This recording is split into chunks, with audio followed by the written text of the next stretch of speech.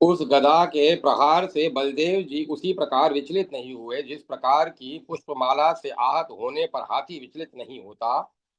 सभी लोगों के देखते देखते महाबली बलदेव ने हल के अग्रभाग से उसे खींचकर काजल के समान काले शरीर वाले कौल के मस्तक पर मूसल से प्रहार किया। मूसल के प्रहार से उसका सिर फट गया और वह रणभूमि में गिर पड़ा। तो भी उठकर बलदेव जी को मुक्के से भारी चोट पहुंचा कर वह वहीं अंतर ध्यान हो गया। फिर उस मायावी दैत्य ने अत्यंत भयंकर दैत्य संबंधी माया प्रकट की। तुरंत ही बड़ी भारी आंधी से प्रेरित प्रलय काल के मेघों से जो अंधकार फैला रहे थे, आकाश आच्छादित हो गया। जपा पुष्पों के समान रक्त बिंदुओं की निरंतर वर्षा होने लगी। उसके बाद घने काले मेघों ने घृणित वस्तुओं की वर्षा प्रारंभ की। पिब मेद विष्ठा मूत्र मदिरा और मांस से युक्त अमेध्य जल की वर्षा होने लगी। उस वृष्टि को देखकर सब और हाहाकार होने लगा। दैत्य द्वारा रची गई माया को जानकर महाप्रभु बलदेव ने शत्रु सेना के विदारक विशाल मूसल को चलाया। वह समस्त अस्त्रों का घातक स्वच्छ और सुदृढ़ अस्त्र अष्ट धातु घटित था। उसकी लंबाई 100 योजन की थी तथा वह प्रलय अग्नि सदृश प्रज्वलित हो रहा था। बलदेव जी का अस्त्र मूसल दसों दिशाओं में घूमता हुआ बड़ी शोभा पा रहा था। उसने आकाश के बादलों को उसी प्रकार विदीर्ण कर दिया जैसे सूर्य कोहरे को मिटा देता है। उस मूसल को आकाश में गया हुआ देख भगवान बलभद्र ने स्वतः हल नामक अस्त्र उठाया और अपने वैभव से सबको खींच खींच कर बलपूर्वक बीच में ही विदीर्ण कर दिया।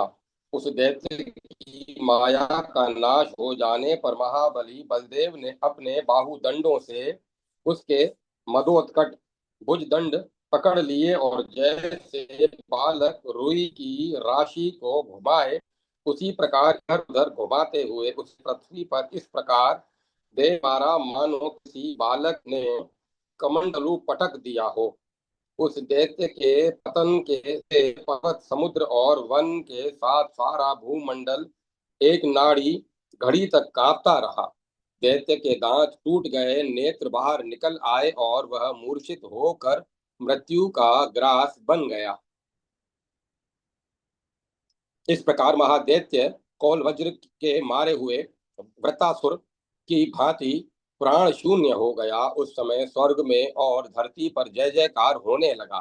देवताओं की दुंदुभियां बज उठी और वे फूलों की वर्षा करने लगे। इस प्रकार कौल का वध करके श्री कृष्ण के बड़े भाई बलदेव ने कौसंबीपुरा कौसंबीपुरी राजा कोशार्वी दे दी राजा राजा कोशार्वी को दे दी और स्वयं गर्गाचार्य आदि के साथ वे भागीरथी में स्नान करने के लिए गए। उनका यह कार्य समस्त दोषों के निवारण एवं लोक संग्रह के लिए था। गर्ग आदि ब्राह्मण आचार्यों ने मंगल में वेद मंत्रों का उच्चारण करते हुए माधव बलराम को गंगा में स्नान करवाया। विदेहराज बलराम जी ब्राह्मणों को 1 लाख हाथी, 2 लाख रथ, 1 करोड़ घोड़े, 10 अरब दुधारू गायें, 100 अरब रत्न और जाम्बू नद स्वर्ण के भार दान में देकर मथुरापुरी को चले गए। मिथिलेश्वर बलराम ने जी से गंगा जी में जहाँ ध्यान किया, उस महा पुण्यमय तीर्थ को विद्वान लोग राम तीर्थ के नाम से जानते हैं। जो मनुष्य कीर्ति की कार्तिकी पूर्णिमा एवं कार्तिक मास में राम तीर्थ की गंगा में स्नान करता है, वह हरिद्वार की अपेक्षा 100 गुने पुण्य का भागी होता है। बहुलाश्व ने पूछा, महामुने, कौसंबी से कितनी दूर और किस स्थान पर महापुण्यमय राम तीर्थ विद्यमान है, यह मुझे बताने की कृपा करें। श्री नारद जी ने कहा, राजन, राजेंद्र, कौसंबी से ईशान कोण में 4 योजन की दूरी पर और वायव्य कोण में शुकर क्षेत्र से 4 योजन की दूरी पर, कर्ण क्षेत्र से 6 कोस और नल क्षेत्र से 5 कोस आग्नेय दिशा में राम तीर्थ की स्थिति बताते हैं। वृद्धकेशी सिद्धपीठ से और बिल्वकेश वन से पूर्व दिशा में 3 कोस की दूरी पर विद्वानों ने राम तीर्थ की स्थिति मानी है। वंग देश से द्रोणाक्ष नामक एक राजा थे। वे लोमश मुनि को कुरूप देखकर सदा उनकी हंसी उड़ाया करते थे। इससे उस महामुनि ने उन्हें शाप दे दिया। ओ महादुष्ट, तू विकराल शूकर मुख असुर हो जा। इस प्रकार मुनि के शाप से राजा दृढ़ाश्व कौल नामक क्रोड़ मुख असुर हो गया। फिर बलदेव जी के प्रहार से आसुर शरीर को छोड़कर महादैत्य कौल ने परम मोक्ष प्राप्त कर लिया। तब बलराम, उद्धव आदि 3 मंत्रियों के साथ वहां से तत्काल बहुर जाहुन तीर्थ को चले गए, जहां जाहुन के दाहिने कान से गंगा जी का प्रादुर्भाव हुआ था।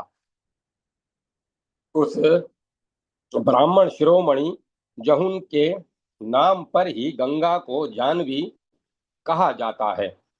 वहां ब्राह्मणों को दान दे रात भर सब लोग वहीं रहे। तदंतर वहां से पश्चिम भाग में पांडवों का अत्यंत प्रिय आहार स्थान नामक स्थान है, जहां पहुंचकर उन लोगों ने रात्रि में निवास किया। वहां ब्राह्मणों को दान तथा उत्तम गुणकारक भोजन देकर वे वहां से 1 योजन दूर मांडुक देव के पास गए।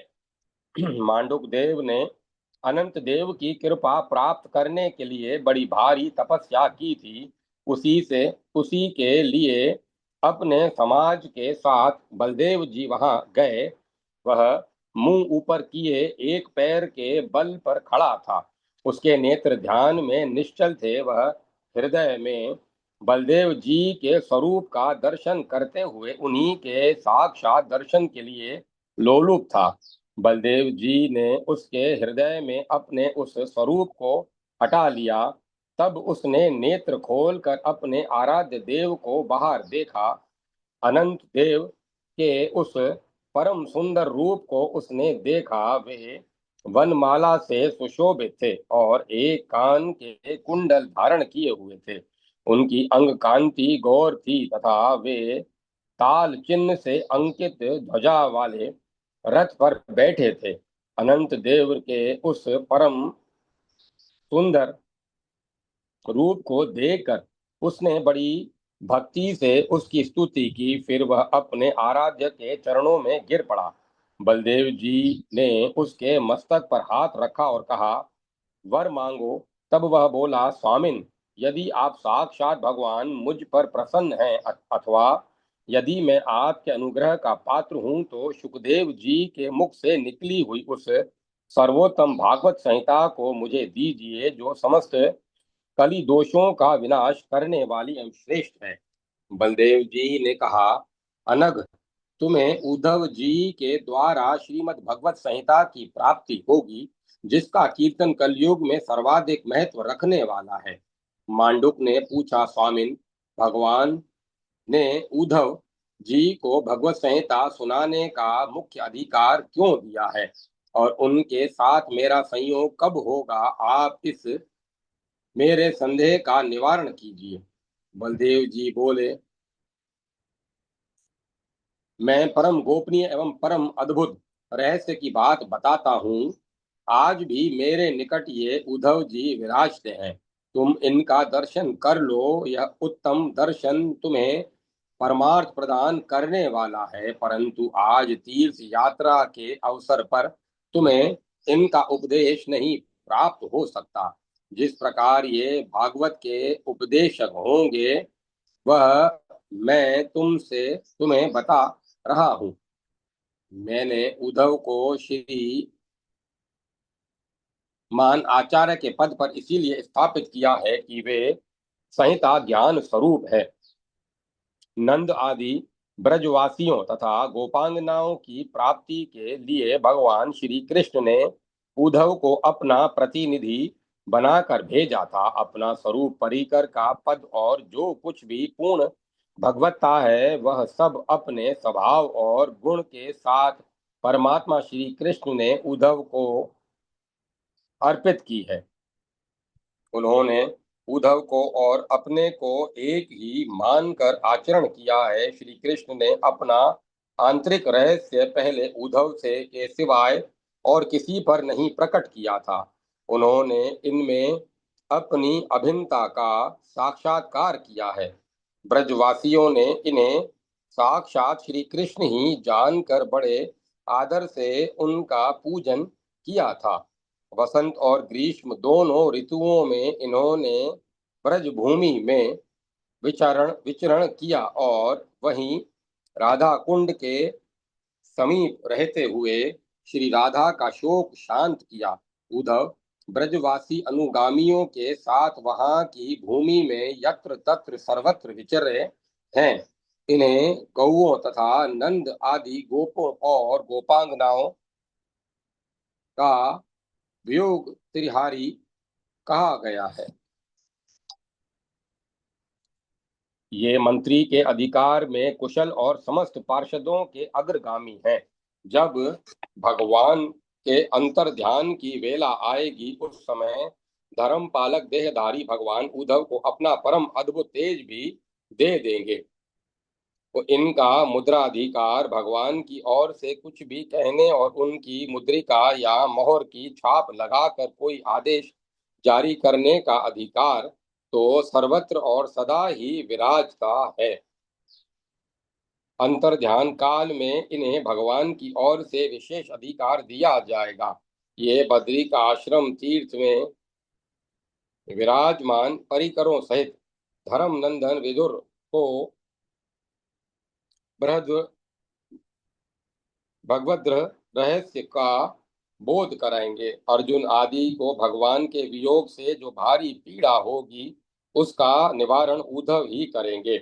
मथुरा में यादवों का उत्तराधिकारी वज्रनाभ होगा। श्री कृष्ण के पोत्रों तथा महारानियों के समुदाय में जो भगवत वियोग की वेदना होगी उसे दूर करने के लिए साक्षात श्री हरि के द्वारा उद्धव को नियुक्त किया गया है। उद्धव को ही नियुक्त किया जाएंगे। श्री हरि के द्वारा उद्धव ही नियुक्त किए जाएंगे।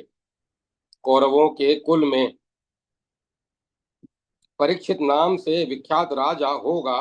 उसका अत्यंत तेजस्वी पुत्र जन्मेजय नाम से प्रसिद्ध होगा। वह अपने पिता के शत्रु तक्षक नाग के कुल का नाशक सर्प यज्ञ करेगा, उसमें संशय नहीं है। उसको भी सारी यज्ञ सामग्री उद्धव के द्वारा ही प्राप्त होगी। उस समय दिव्य श्रीमद् भागवत पुराण की कथा होगी जिसमें उज्जवल सात्विक प्रकृति के लोग समवेत होंगे, इसमें संशय नहीं है। महान भगवत भक्तों के उत्तम ब्रह्म ऋषि आस्तिक के प्रसाद से जन्मेजय द्वारा होने वाले सर्प यज्ञ की समाप्ति हो जाएगी। महाराज जन्मेजय यज्ञ संस्कार कराने वाले ब्राह्मणों का पूजन करके उन्हें 100 ग्राम अग्रहार के रूप में देंगे। तदंतर आचार्य प्रवर श्री प्रसाद जी की आज्ञा से राजा जन्मेजय शूकर क्षेत्र तोरों में जाएंगे और वहीं 1 मास ठहरेंगे। उस स्थान में अनेक प्रकार के गौ अनेक प्रकार के दान गौ बड़े बड़े हाथी घोड़े रत्न वस्त्र तथा इच्छा अनुसार भोजन ब्राह्मणों को देकर वे अपने आचार्य के साथ उस स्थान से लौटकर गंगा तट के तीर्थ स्थानों का दर्शन करते हुए सत्पुरुषों से घिरे शयान श्यान नगर में आकर सेवकों सहित डेरा डालेंगे। वहां श्री गुरु की आज्ञा से सामग्री और साधन जुटाकर अश्वमेध यज्ञ करेंगे और सर्वजेता दिग्विजयी होंगे।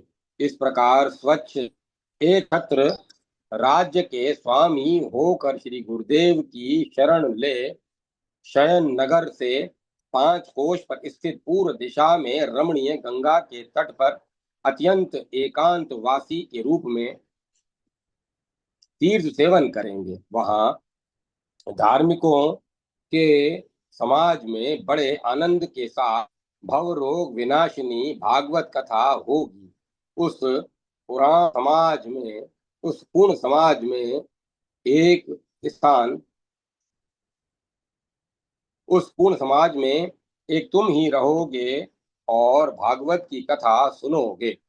उसे सुनकर तुम्हें निर्मल पद की प्राप्ति होगी। तुमने मेरे लिए तपस्या की है, इसीलिए तुम्हारे सामने मैंने इस रहस्य को प्रकाशित किया है।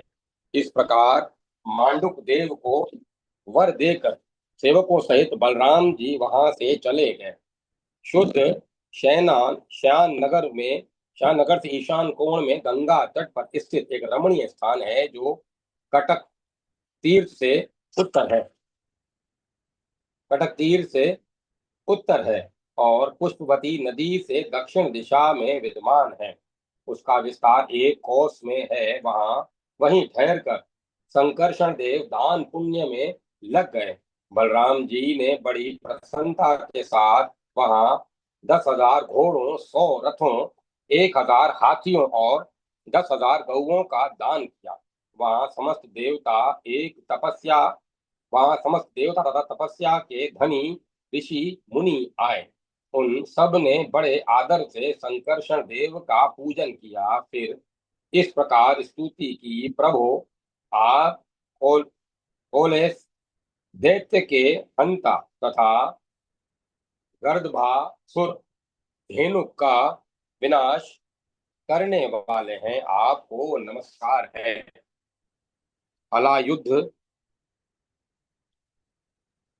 हला युद्ध आपको प्रणाम है। मूसलास्त्र धारण करने वाले आपको नमस्कार है। सौंदर्य स्वरूप आपको प्रणाम है। काल चिन्हित ध्वजा धारण करने वाले आपको बारंबार नमस्कार है।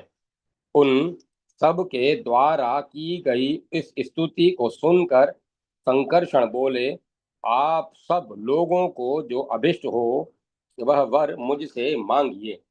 ब्रह्म ऋषि और देवता बोले, भगवान, जब जब आपत्ति में पड़कर हम आपके चरणों का चिंतन करें तब तब आपकी आज्ञा से समस्त बाधाओं से मुक्त हो जाएं।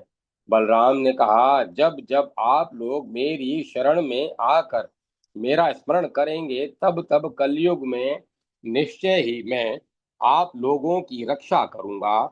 यह मेरा सत्य वचन है।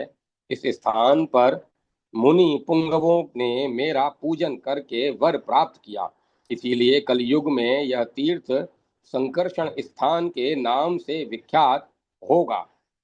जो लोग इस तीर्थ में गंगा स्नान और देवताओं का पूजन करेंगे, ब्राह्मणों को दान देंगे, उन्हें भोजन कराएंगे और विष्णु भगवान की पूजा करेंगे, इस भूतल पर उनका जीवन सफल होगा। वे देवताओं के लोक में जाएंगे अथवा यदि उनके मन में कोई अभिष्ट होगा तो उस अभिष्ट को ही प्राप्त कर लेंगे। तदंतर बलराम सब के साथ अपनी पूरी मथुरा को चले गए। कोल राक्षस का वध और गंगा के जल में स्नान करके उन्होंने लोक संग्रह के लिए प्रायश्चित किया था। जो मनुष्य बल के देवता बलराम की इस कथा को सुनेंगे वे सब पापों से मुक्त होकर परम गति को प्राप्त होंगे। इस प्रकार श्री गर्ग संहिता में श्री मथुरा खंड के अंतर्गत श्री नारद बहुलाश संवाद में कौल दैत्य का वध नामक 24वां अध्याय पूरा हुआ। जय माता सरस्वती। जय मां सरस्वती। 25वां अध्याय मथुरापुरी का महात्म्य और मथुरा खंड का उपसंहार। बहुलाश्व ने पूछा, मुने, जहाँ बलराम जी अकस्मात पहुंच गए, वहाँ ऐसा उत्तम तीर्थ सुना गया। अहो, मथुरापुरी धन्य है जहाँ वे नित्य निवास करते हैं। मथुरा का देवता कौन है? छक्ता द्वारपाल कौन है? उसकी रक्षा कौन करता है? चार कौन है? मंत्री प्रवर कौन है? और किन किन लोगों के द्वारा वहां की भूमि का सेवन किया गया है? श्री नारद जी ने कहा, राजन, साक्षात परिपूर्णतम भगवान श्री कृष्ण हरि स्वयं ही मथुरा के स्वामी या देवता हैं। भगवान केशव देव वहां के कलेश नाशक हैं। साक्षात भगवान ने कपिल नामक ब्राह्मण को अपनी वराह मूर्ति प्रदान की थी। कपिल ने प्रसन्न होकर वह मूर्ति देवराज इंद्र को दे दी। फिर समस्त लोगों को रुलाने वाला राक्षस राज रावण देवताओं को जीत कर मूर्ति का स्तवन करके उसे पुष्पक विमान पर रखकर लंका में ले आया और उसकी पूजा करने लगा। मिथिलेश्वर, तदंतर राघवेंद्र श्री राम लंका पर विजय प्राप्त करके भगवान वराह को प्रयत्न पूर्वक अयोध्यापुरी में ले आए और वहां उनकी अर्चना करते रहे।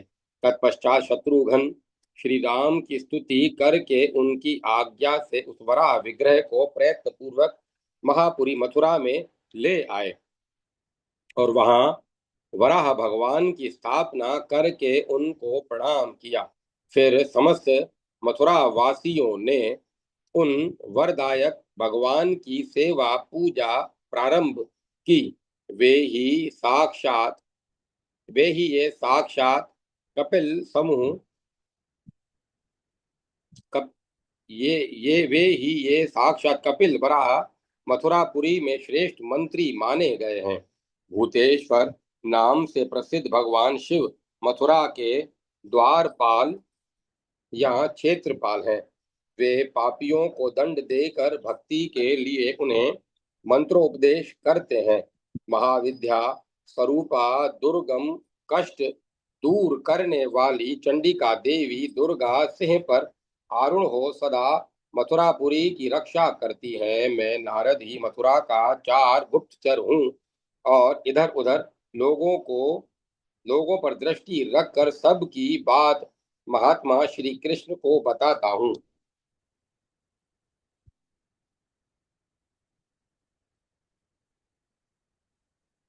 दिविदेह राज, नगर के मध्य भाग में स्थित शुभदायिनी करुणामयी मथुरा देवी समस्त भूखे लोगों को अन्न प्रदान करती है। मथुरा में मरे हुए लोगों को विमानों द्वारा ले जाने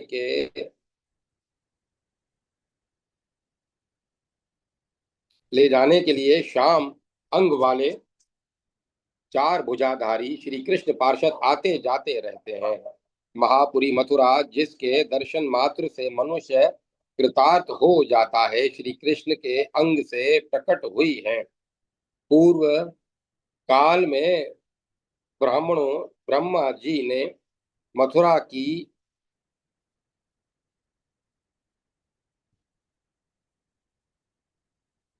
पूर्व काल में ब्रह्मा जी ने मथुरा में आकर निराहार रहते हुए 100 दिव्य वर्षों तक तपस्या की। उस समय वे परब्रह्म श्री हरि के नाम का जप करते थे। इससे उन्हें स्वयंभू मनु जैसे प्रवीण पुत्र की प्राप्ति हुई। नृपराज सतीपति देववर भूतेश मधुवन में 100 दिव्य वर्ष तक तप करके श्री कृष्ण की कृपा से तत्काल मथुरापुरी और माथुर मंडल के क्षेत्रपाल हो गए। श्री कृष्ण के कृपा प्रसाद से ही मैं मथुरा मंडल का चार बना हूँ और सदा भ्रमण करता रहता हूँ। इसी प्रकार दुर्गा मथुरा की में जाती है और निश्चय ही श्री कृष्ण की सेवा करती है। इंद्र ने मथुरा में तप करके इंद्र पद सूर्य के तप करके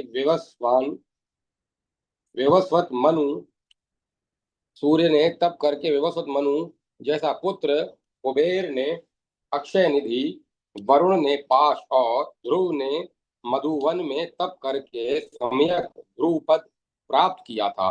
यही तपस्या करके अम्बरीश ने मोक्ष पाया, राम ने अक्षय शक्ति एवं लवणासुर ने विजय प्राप्त की, राजा रघु ने सिद्धि पाई तथा इसी मधुवन में तप करके चित्रकेतु ने भी अभिष्ट फल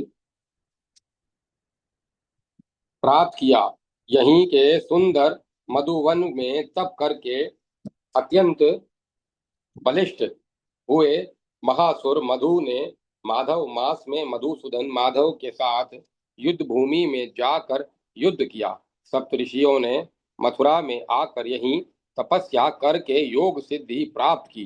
पूर्व काल में अन्य ऋषियों ने भी यहाँ तप करके सर्वतोमुखी सफलता पाई थी, और गोकर्ण नामक वैश्य ने भी यहाँ तप करके महानिधि उपलब्ध की थी। इसी शुभ मधुवन में लोक रावण ने तपस्या करके स्वर्ग के देवताओं पर विजय पाई तथा राक्षसों को अधिकारी बनाकर मंदिर निर्माण करके लंका में प्रतिष्ठित हो बड़ी शोभा प्राप्त की। मिथिलेश्वर यही सुंदर मधुवन में तपस्या करके हस्तिनापुर के राजा शंतनु ने अत्यंत साधु शिरोमणि तथा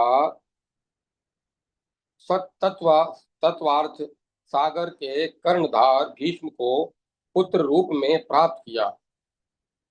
बहुलाश्व ने पूछा, देव ऋषि शिरोमणे, मथुरा का महात्म्य बताइए, वहां निवास करने वाले सज्जनों को किस फल की प्राप्ति बताई गई है। श्री नारद जी ने कहा, राजन, आदि युग में भगवान वराह ने महासागर के जल में जहां बड़ी ऊंची लहरें उठ रही थी, डूबी हुई पृथ्वी को जैसे हाथी सूंड से कमल को उठा ले, उसी प्रकार स्वयं अपनी दाढ़ से उठाकर जब जल के ऊपर स्थापित किया, तब मथुरा के महात्म्य का इस प्रकार वर्णन किया था। यदि मनुष्य मथुरा का नाम ले ले तो उसे भगवान नामोच्चारण का फल मिलता है। यदि वह मथुरा का नाम सुन ले तो श्री कृष्ण के कथा श्रवण का फल पाता है। मथुरा का स्पर्श प्राप्त करके मनुष्य साधु संतों के स्पर्श का फल पाता है। मथुरा में रहकर किसी भी गंध को ग्रहण करने वाला मानव भगवत रणों पर चढ़ी हुई तुलसी के पत्र की सुगंध लेने का फल प्राप्त करता है। मथुरा का दर्शन करने वाला मानव श्री हरि के दर्शन का फल पाता है। स्वतः किया हुआ आहार भी यही भगवान लक्ष्मीपति के नैवेद्य प्रसाद भक्षण का फल देता है। दोनों बाहों से वहां कोई भी कार्य करके देता है, कोई भी कार्य करके श्री हरि की सेवा करने का फल पाता है, और वहां घूमने फिरने वाला भी पग पग पर तीर्थ यात्रा के फल का भागी होता है। राजन सुनो, जो राजाधिराजों का हनन करने वाला अपने सगोत्र का घातक तथा तीनों लोकों को नष्ट करने के लिए प्रयत्नशील होता है, ऐसा महापापी भी मथुरा में निवास करने से करोड़ों जन्मों तक योगीश्वरों की गति को प्राप्त होता है। उन पैरों को धिक्कार है जो कभी मधुवन में नहीं गए, उन नेत्रों को धिक्कार है जो कभी मथुरा का दर्शन नहीं कर सके। मिथिलेश्वर, उन कानों को धिक्कार है जो मथुरा का नाम नहीं सुन पाते, और उस वाणी को भी धिक्कार है जो कभी थोड़ा सा भी मथुरा का नाम नहीं ले सकी। विदेहराज, मथुरा में 14 करोड़ वन है। मथुरा में 14 करोड़ वन है, जहाँ तीर्थों का निवास है। इन तीर्थों में से प्रत्येक मोक्षदायक है। मैं मथुरा का नामोच्चारण करते नामोच्चारण करता हूँ और साक्षात मथुरा को प्रणाम करता हूँ, जिसमें असंख्य ब्रह्मांडों के अधिपति परिपूर्णतम देवता गोलोकनाथ साक्षात श्री कृष्णचंद्र ने स्वयं अवतार लिया, उस मथुरापुरी को नमस्कार है। दूसरी पुरियों में रखा क्या रखा है, जिस मथुरा का नाम तत्काल पापों का नाश कर देता है, जिसके नामों उच्चारण करने वाले को सब प्रकार की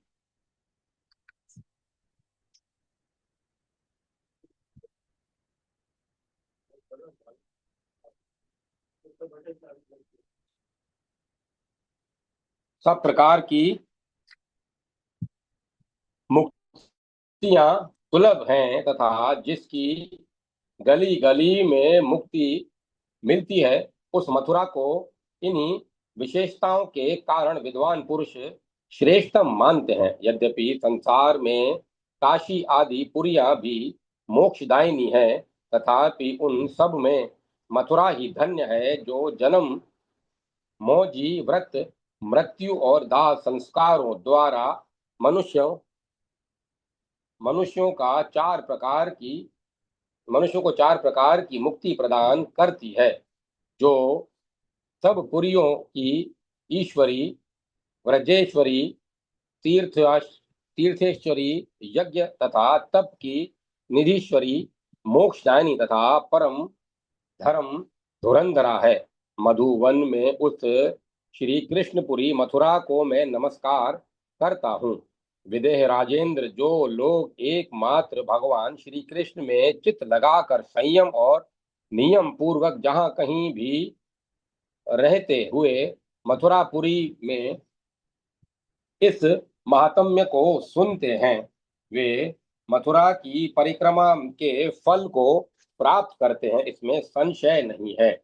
विदेहराज, जो लोग इस मथुरा खंड को सब और सुनते, गाते और पढ़ते हैं, उनको यही सब प्रकार की समृद्धि और सिद्धियां सदा स्वभाव से ही प्राप्त होती रहती हैं। जो बहुत वैभव की इच्छा करने वाले लोग नियम पूर्वक रहकर इस मथुरा खंड का 21 बार श्रवण करते हैं, उनके घर और द्वार को हाथी के कर्णतालों से प्रताड़ित भ्रमरावली अलंकृत करती है। इसको पढ़ने और सुनने वाला ब्राह्मण विद्वान होता है, राजकुमार युद्ध में विजयी होता है, वैश्य निधियों का स्वामी होता है, तथा शूद्र भी शुद्ध निर्मल हो जाता है। स्त्रियों स्त्रियां हो या पुरुष, इसे निकट से सुनने वालों के अत्यंत दुर्लभ मनोरथ भी पूर्ण हो जाते हैं, जो बिना किसी कामना के भगवान में मन लगाकर इस भूतल पर भक्ति भाव से इस मथुरा महात्म्य अथवा मथुरा खंड को सुनता है, उस वह विघ्नों पर विजय पाकर स्वर्ग लोक के अधिपतियों को लांग कर सीधे गोलोक धाम में चला जाता है। इस प्रकार गर्ग संहिता में श्री मथुरा खंड के अंतर्गत श्री नारद बहुलाश्व संवाद में श्री मथुरा महात्म्य नामक 25वां अध्याय पूरा हुआ। मथुरा खंड संपूर्ण। जय माता सरस्वती। जय मां सरस्वती। श्री गर्ग संहिता षष्ठ खंड, द्वारका खंड।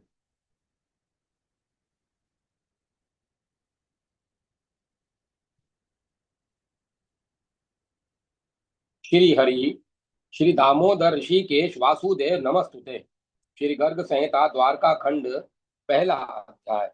जरासंध का विशाल सेना के साथ मथुरा पर आक्रमण, श्री कृष्ण और बलराम द्वारा उसकी सेना का संहार, मगध राज की पराजयता तथा श्री कृष्ण बलराम का मथुरा में विजय होकर लौटना।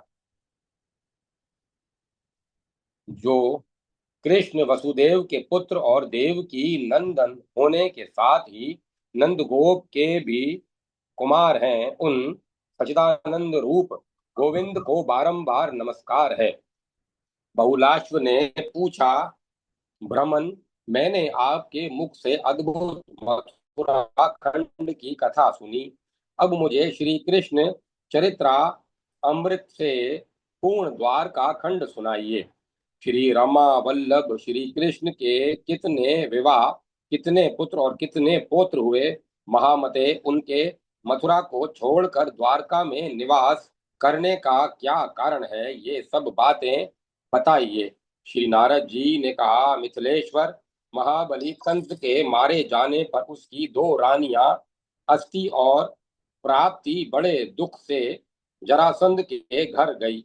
उनके मुख से कंस के मरण का वृतांत सुनकर जरा पुत्र महाबली जरासंध अत्यंत कुपित हो इस भूतल को यदुवंशियों से शून्य कर देने के लिए उदत हो गया। राजन, उस बलवान नरेश ने 23 अश्वनी सेना साथ लेकर रमणीय मथुरापुरी पर धावा बोल दिया। महासागर के समान गर्जना करने वाली उसकी सेना और भय से व्याकुल हुई अपनी नगरी को देखकर साक्षात भगवान ने सभा में बलदेव जी से कहा, भैया बलराम जी, इस मागध राज जरासंध की सारी सेना को तो निस्संदेह नष्ट कर देना चाहिए, किंतु इस मगधन नरेश को तो नहीं मारना चाहिए, जिससे यह पुनः सेना जुटाकर ले आने का उद्योग करे। जरासंध को ही निमित्त बनाकर पृथ्वी के राजाओं के रूप में स्थित पृथ्वी के सारे भार को यहीं रहकर हर लूंगा और साधु पुरुषों का प्रिय करूंगा। राजन, भगवान श्री कृष्ण इस प्रकार बात कर ही रहे थे कि वैकुंठ से सबके देखते देखते दो सुंदर रथ उतर आए। उन रथों पर तत्काल आरूढ़ हो महाबली बलराम और श्री कृष्ण यदुवंशियों की थोड़ी सी सेना साथ लेकर तुरंत ही नगर से बाहर निकले।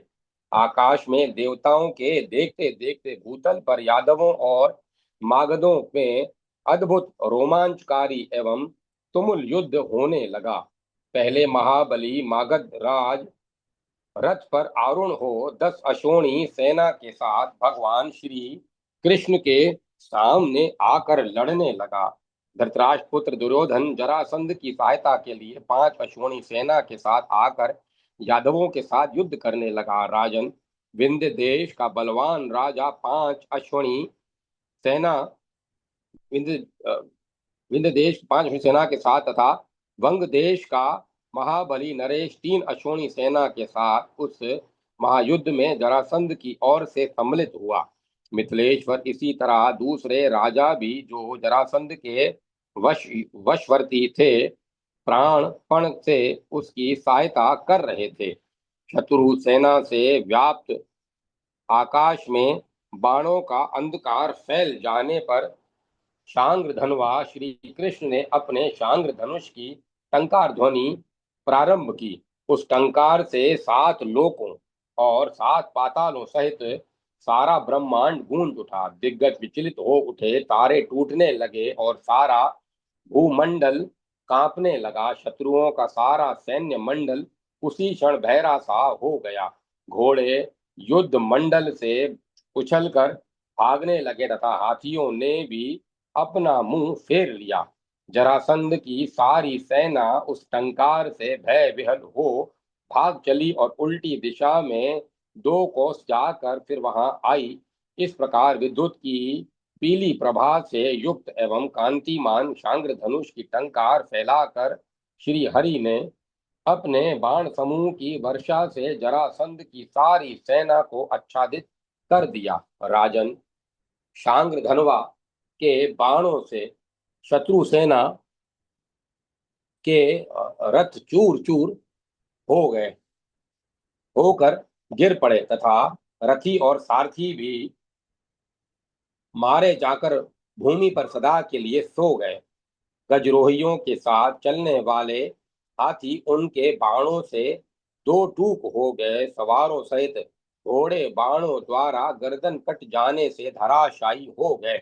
इसी प्रकार उस महायुद्ध में वक्ष स्थल और मस्तक छिन्न हो जाने से पैदल योद्धा धराशायी हो गए। उनके कवचों की धज्जियां उड़ गई थी। वे निस्संदेह काल के गाल में चले गए। राजन, जैसे फूटे हुए बर्तन कोई अधोमुख और कोई उधरमुख होकर पड़े दिखाई देते हैं, उसी प्रकार जिनके शरीर कट गए थे वे राजकुमार उस समरणांगण में कोई उधर्वमुख कोई उधर्वमुख और कोई अधोमुख होकर पड़े हुए थे। एक ही क्षण में उस युद्ध भूमि में 100 कोस लंबी खून की नदी बह चली, जो अत्यंत दुर्गम थी। हाथी उसमें ग्राह के समान जान पड़ते थे। ऊंटों घोड़ों और गधों के धड़ आदि कश्यप के समान प्रतीत होते थे। रथ शिशुमारों सूसों का, केश सवारों का तथा कटी हुई भुजाओं सर्पों का भ्रम उत्पन्न करती थी। हाथ मछलियां तथा मुकुटों के रत्न हार एवं कुंडल कंकड़ पत्थर जान पड़ते थे। अस्त्र शस्त्र सीप छत्र शंख तथा चामर और ध्वजा बालू प्रतीत होते थे। रथ के पहिए भंवर का भ्रम उत्पन्न कर रहे थे और दोनों ओर की सेनाएं उस रुधिर सरिता के दोनों तट थी। इस तरह वह शतयोजन विस्तृत नदी वैतरणी के समान भयंकर जान पड़ने लगी।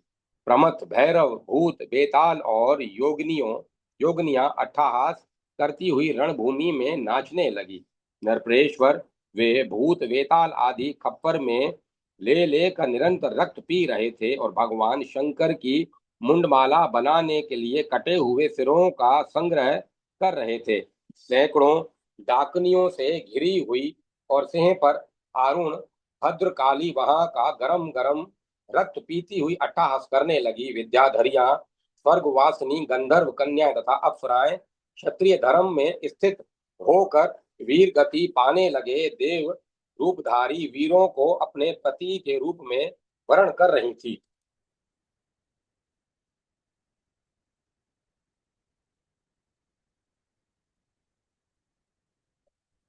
आकाश में उन वीरों को पकड़कर पति बनाने के निमित्त वे आपस में कलह करने लगी। वे कहती, यूं तो मेरे अनुरूप तुम्हारे नहीं, अतः मैं ही इनका वर्ण करूंगी।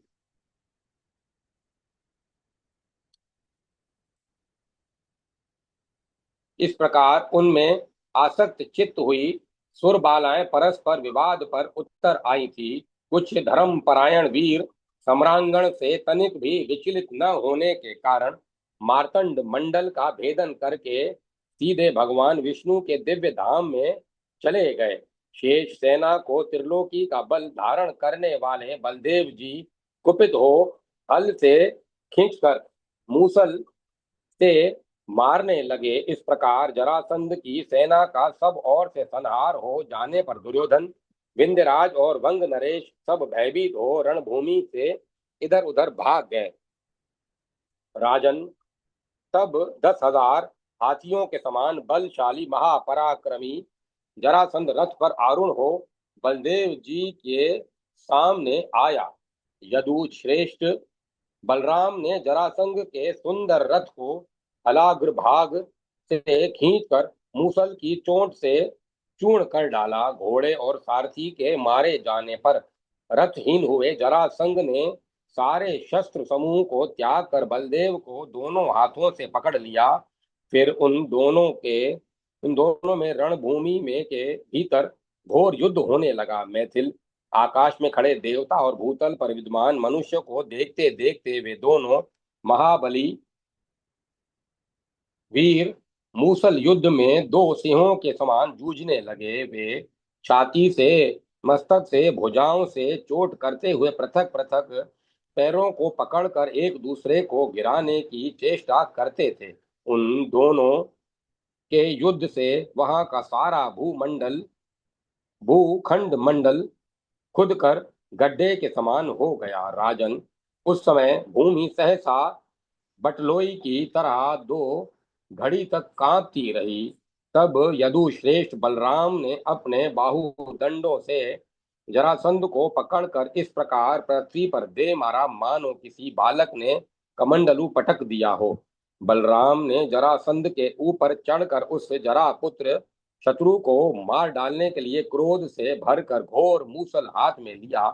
यह देख परिपूर्णतम परमात्मा श्री कृष्ण ने उन्हें तत्काल रोक दिया। तब यदुकुल तिलक बलराम ने उसे छोड़ दिया। जरासंध ने लज्जित होकर तपस्या के लिए जाने का विचार किया, परंतु अपने मुख्य मंत्रियों के मना करने पर मगध राज तपस्या के लिए न जाकर मगध देश को ही लौट गया। इस प्रकार मधुसूदन माधव ने जरासंध पर विजय पाई। युद्ध में जो कुछ भी धन वित्त हाथ लगा वह सब सुखा वह वैभव साथ लेकर यादवों को आगे करके बलदेव सहित परिपूर्णतम साक्षात भगवान श्री कृष्ण सूतों मागधों और बंदी जनों के मुख से विजय गान सुनते हुए शंख ध्वनि दुंदुभि नाद तथा वेद मंत्रों के भारी घोष के साथ मथुरापुरी में प्रविष्ट हुए। मार्ग में मांगलिक वस्तुओं खीलों और फूलों से उनकी पूजा होती थी। प्रत्येक द्वार पर मंगल कलश से सुशोभित पुरी की शोभा देखते हुए पीतांबरधारी श्याम सुंदर विग्रह शुभांग शोभित चमकीले किरीट अंगद और कुंडलों से उद्भासित शांग्र आदि अस्त्र शस्त्रों को धारण करने वाले भगवान गरुड़ध्वज ताल ध्वज बलराम के साथ मुख से मंदहास की छटा बिखेरते हुए राजा उग्रसेन के पास जा उन्हें सारी धन सामग्री भेंट की। उस समय चंचल घोड़ों से जुता हुआ धन का रथ उदित हो रहा था तथा देवगण उनकी पूजा प्रशंसा कर रहे थे। इस प्रकार श्री गर्ग संहिता में श्री द्वारका खंड के अंतर्गत श्री नारद बहुलाश संवाद में जरासंध पराजय नामक पहला अध्याय समाप्त हुआ। जय माता सरस्वती। जय मां सरस्वती। ओम नमो नारायण। ओम नमो भगवते वासुदेवाय। ओम एम ह्रीम क्लीम चामुंडाय विच्चे। राम लक्ष्मण जान की जय। बोलो हनुमान की जय। श्री राधे कृष्ण राधे कृष्ण राधे कृष्ण। अब कथा को विराम दिया जाता है। ओम तत्सत। ओम तत्सत। ओम